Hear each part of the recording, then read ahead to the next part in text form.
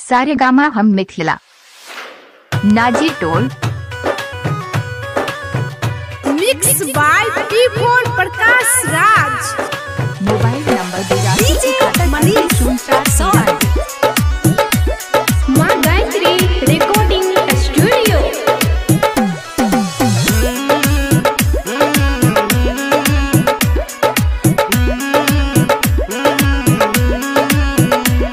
मुरली बजा दे कान्हा मुरली बजा दे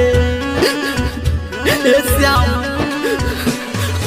मुरली बजा दे कान्हा मुरली बजा दे मुरली बजा दे कान्हा मुरली बजा दे। गोपियों के संग में तू गोपियों के संग में तू मुझे भी नचा दे मुरली बजा दे कान्हा मुरली बजा दे मुरली बजा दे कान्हा मुरली बजा दे। अभी आप सुन रहे हैं धर्मेंद्र निर्मलिया को। डीजे मनीष रक्सौल।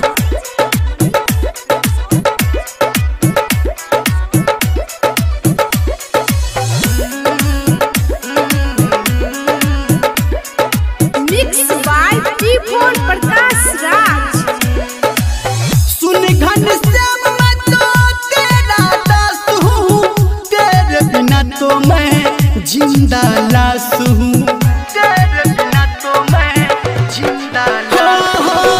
सुन घनश्याम मैं तो तेरा दास हूँ तेरे बिना तो मैं जिंदा लाश हूँ। करके न दानी थोड़ा करके न दानी थोड़ा मुझे भी हंसा दे मुरली बजा दे कान्हा मुरली बजा दे मुरली बजा दे कान्हा मुरली बजा दे।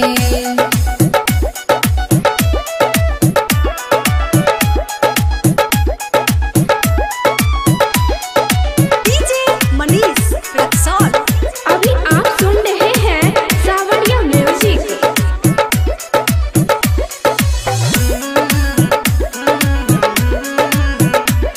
मिक्स बाय टी4 प्रकाश राज।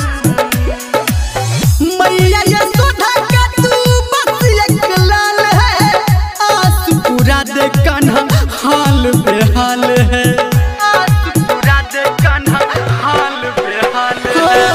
मैया यशोदा का तू बस एक लाल है आस पूरा दे कान्हा हाल बेहाल है।